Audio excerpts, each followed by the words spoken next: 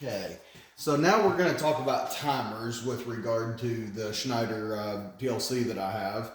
In this video, we're going to go over basically three basic types of timers, and then maybe in the next video we will see it in some other softwares because the timer functions they kind of are put in differently and they're shown differently in different softwares. So at that point, it's good to see it in different softwares. So remember, I'm not teaching you to program, but I'm really teaching you kind of how they work and demonstrating them, and really for the idea of if you need to know what's going on in the PLC, you can take a printout of the program and be able to figure it out. So I'm just going to kind of show you about these timers. Now these timers that I have listed right here are called on delay timers, and as you can probably guess, the once you have an input, the output is delayed turning on delay, right? So this is timer T1. Oh, another thing about timers, you'll notice how they kind of are. Yeah, I'll just show you how they're shown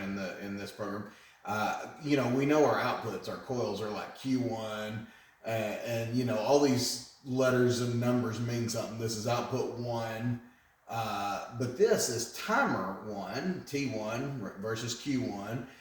So we have basically our input I3 starts our timer T1, and then this T1 is the contact for the timer T1, so that when the T1's doing its magic, that contactor is actually producing the output.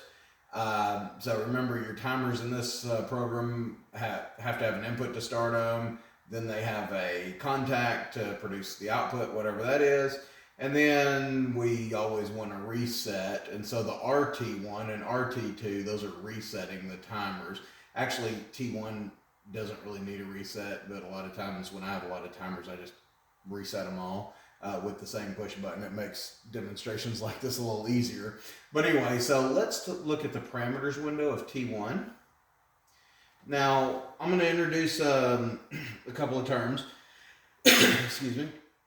One thing that you'll notice, this line right here represents the input impulse. And you'll notice the rising line represents when the input is engaged. The falling line represents when the input is disengaged. So what we have is a rising edge and a falling edge. And these terms are kind of important. You'll hear those terms throughout this demonstration. And what that basically means is the timer function will get set based on either a rising edge or falling edge. This is an on-delay timer that we have to have a maintained contact, and at the rising edge, the time function begins. So we basically have the impulse, and then it starts counting down 5 seconds, set to 5 seconds there, and then we have an output, and the output will stay on until the input is turned off. So this is an on-delay held input type of timer set for 5 seconds. So we'll watch it. Now my computer's behind, so you'll notice input 3, it finally registered the input 3 was on. You could tell by the delay that in the hue and the output that the timer worked. Let's try that again from the standpoint of looking at this window. Now these are my two timers that I've set. Let's look at the top line, and you will notice when I turn my input on over here, the input will show that it's on there, and then after then you'll see the counter counting down, and then after 5 seconds the output will turn on. So let's look at it that way. I turned on my input, my computer's slow, but my input's on, the counter's counting down, and there you go, the output's on. And of course you saw by the green hue my PLC is faster than my computer. And then since the timer function was to be held on, when we turn this input off, it turns off, right? Now, what happens if I turn this input on and then turn it off before the timer reaches its function? We'll watch this value up here. You may have to zoom in to see those values. So I turn it on, and it's counting. Let's see here. Oh, there it's counting 1, 2. See, I turned it off, so it just resets. There's no output. I turn it on, and it's counting, and then I turn it off, and it resets. Kind of throws me off because this is actually slower than the PLC, but as you can see, I turn it on, turn it off, it resets. There's just no output because, like I say, the input just needs to be, so that's held on input with an on delay timer. Now let's look at this timer too. Let's look at the parameters here, because the inputs are going to be different. It's still an on-delay timer, but the inputs are just a little bit different. These are momentary inputs. So at the rising edge of one input, the timer begins, the on-delay time starts, the function turns on, and then it stays on until a reset input is shown. So these are a set and a reset input, and basically it works similarly to the previous timer, but rather than having a held input, we can have a momentary input that starts it and a momentary input that stops it. So when we close this window out, you'll see that. So I4 will start it, and then it'll go on until IC resets it, basically. So I4, we start it. You saw I just pushed it momentarily. There's no input there. And the timer, oh, there it goes. The output turned on. You can see by the hue. And I reset it, and it turns off. So I set it. We see the countdown happening. And then the output turns on. Now, similarly to the other one, what happens if I push the reset before it finishes? Well, you probably guessed it, but we'll see it. So the timer's going off, and I reset it, and the timer stops, and nothing happens. So that's kind of your two on-delay timers, one with a held input on and a held input signal, and one with a momentary input signal. I'm going to load the next two timers, and we'll talk about them. Okay, right here what we have there's going to be three different off-delay timers. I'll pull up this window so you can see the three different off-delay timers. We'll start with the top one, then go to the second one, then the third one. These are all off-delayed, and as you can guess by the name, the off is delayed, right? So whenever we start the off-delay timer, an output will be on. It's usually a motor, and then it'll stay on until the off-delay time is reached. So let's look at the parameters for timer T1, parameter window. You'll notice our input will be the rising edge of the input will start the output, and the output will stay on, but then the falling edge of the input starts the off delay time, and then it turns off. So you could have a really quick momentary, where you have a rising edge or falling edge and then the time starts, or you could have a input that stays engaged for a while. The motor stays engaged, and whenever whatever item it is leaves that area, then the off delay starts. So rising edge turns on the output, falling edge turns on the off delay time, and then of course it turns off at the end of the off delay time, and we have 5 seconds. So let's look at that one. So input 1, that's a photo cell up there. So we started it, and there it goes. So once again, I start it, and you will notice I'm holding my hand over the photo sensor. My input is engaged, my output's on. There's really no time counting down though, because I haven't removed my hand. But when I remove my hand, the input goes off, the countdown time starts, and then this will turn off once that's reached. Okay, so that's the off delay. That's one of the off delay timers. Let's look at the other off delay timer, the parameters window. Okay, this one, the previous one we had a rising edge start the output, and then the falling edge start the time. This one, the rising edge just starts the output and starts the time all at once. So this is like, there's really no variation for how long the output stays on per input.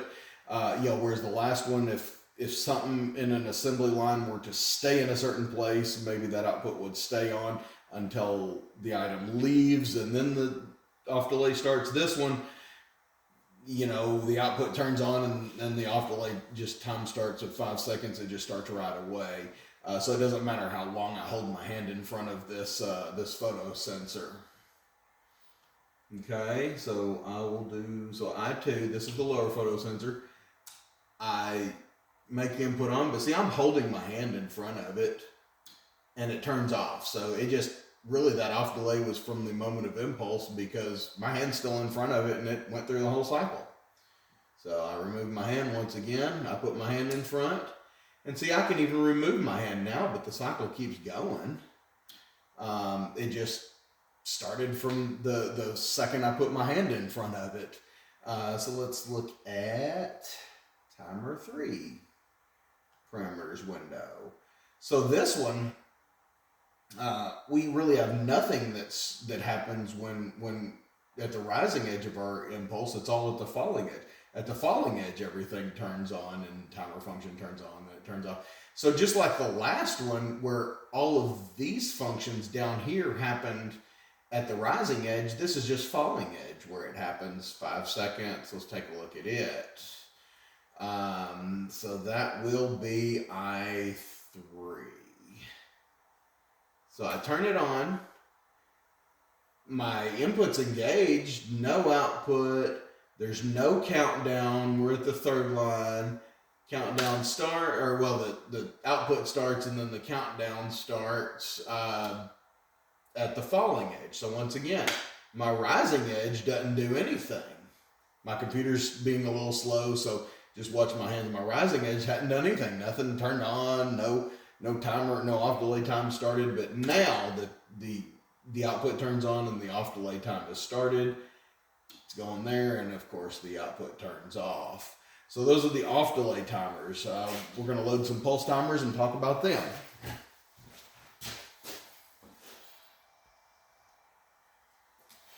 Okay, so what we have here are pulse timers.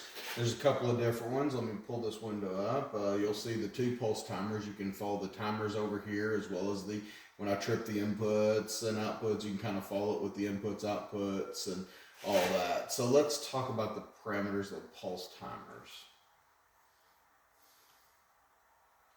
This is a pulse timer. So we have our input at the rising edge. The pulse timer starts and it goes on, off, on, off, on, off, until our input stops at the falling edge. Then it just turns the whole thing off. So here's our impulse, and as long as our impulse is held on, the pulse goes. And I know that most motors, I haven't really seen a lot of this in reality, but I'm guessing that, you could have pulses of lights when you have a function going, or I don't know, maybe if you have something being mixed, maybe you need periods of time where a mixer is mixing and then resting. I don't know. Like I say, we set this for seconds, but you can also remember that I'm just setting the timers for seconds for demonstration, but look here, we could set it for minutes and hours. So I guess if you had pulses of, something being mixed or something being applied and you have to wait, you could do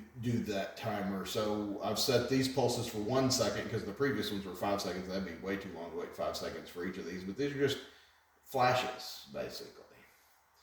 So input 3 is held on, and as you can see by the green hue, my output just keeps going, and on off, on off, on off, and you can see it down here. Although my computer's slower and sometimes it skips a beat because it's slow. Like there, it's staying on. It looks like it's staying on, but as you can tell by the green hue, the PLC's working just fine.